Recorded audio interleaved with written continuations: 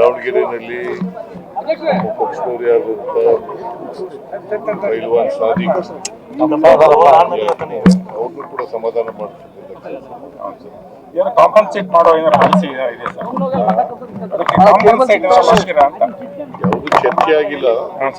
ನಾವು ಅಲ್ಪಸಂಖ್ಯಾತರಿಗೆ ಪ್ರಾತಿನಿಧ್ಯ ಕೊಡ್ತಕ್ಕಂಥ ಕೆಲಸವನ್ನು ಮಾಡ್ತೀವಿ ಸರ್. ಈಗ ಎರಡು ಕಡೆಗೂ ಅತೃಪ್ತಿ ಇದೆ, ಸಮಾಧಾನ ಮಾಡಕ್ಕೆ ಏನಾದ್ರು ಪರಿಹಾರ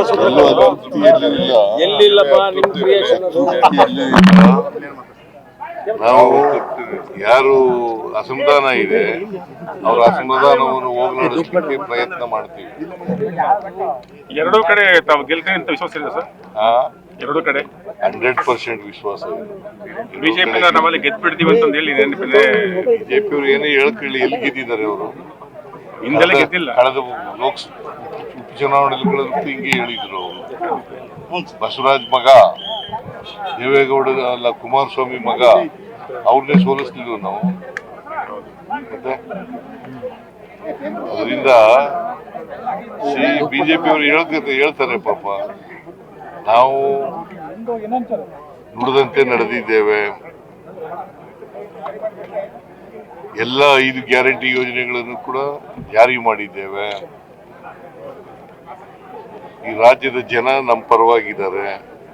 ಬೈ ಎಲೆಕ್ಷನ್ ನಲ್ಲಿ ನಾವು ಕಳೆದ ಬೈ ಎಲೆಕ್ಷನ್ ನಲ್ಲಿ ಸಾಬೀತು ಮಾಡಿದ್ದೀವಿ. ಅದನ್ನ ಜನರು ಕೂಡ ದಲಿತರು, ಹಿಂದುಳಿದವರು, ಬಡವರು, ರೈತರು, ಅಲ್ಪಸಂಖ್ಯಾತರು ಎಲ್ಲರೂ ಕೂಡ ನಮ್ಮ ಪರ ಇದ್ದಾರೆ. ಈ 2 ಎಲೆಕ್ಷನ್ ರಿಸಲ್ಟ್ ಮುಂದಿನ 28ರ ಎಲೆಕ್ಷನ್ಗೆ ದಿಕ್ಸೂಚಿ ಅಂತ ಹೇಳ್ತಾರೆ. ಯಾರು? ಬಿಜೆಪಿ ನಾವು ಗೆಲ್ಲದೇ ಇಲ್ವಲ್ಲ, ದಿಕ್ಸೂಚಿ ಏನ್ ಮಾಡ್ತಾರೆ? ಗೆಲ್ಲದೇ ಇಲ್ವಲ್ಲ ಅವ್ರಿಗೆ ಅವರು. ಅದೇ ದಿಕ್ಸೂಚಿ ಆಗ್ಬೋದೇನೋ, ಅದೇ ದಿಕ್ಸೂಚಿ ಆಗ್ಬೋದೇನೋ ಗೊತ್ತಾಗಲಿಲ್ಲ. ಇಲ್ಲ ನಾವು ಅಧಿಕಾರದಲ್ಲಿ ಇದ್ದೀವಿ. ಉಪಚುನಾವಣೆಗಳನ್ನು 3 ಕೂಡ ಗೆದ್ದಿದ್ದೀವಿ. ಈ ಚುನಾವಣೆಯನ್ನು ಕೂಡ ಗೆಲ್ತೀವಿ ಅಂತಕ್ಕಂಥ ಸಂಪೂರ್ಣ ವಿಶ್ವಾಸ ಇದೆ.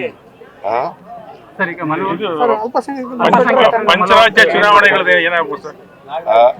ಪಂಚರಾಜ್ಯ ಚುನಾವಣೆಗಳದ್ದು ಏನಾಗ್ಬೋದು? ನಿಮ್ಮ ಬಿಜೆಪಿ ಎಲ್ಲ ಕಡೆ ಸೋಲ್ತದೆ ಸರ್. ಈಗ ಕೇರಳ ಸಿಎಂ ಹೇಳ್ತಾರೆ Rahul Gandhi BJP B team ಅಂತಂದು ಹೇಳಿ ಮಾತಾಡೋಣ. ನಮ್ಮ ರಾಜ್ಯದ ಮಾತಾಡಯ್ಯ ಅಂತಂದ್ರೆ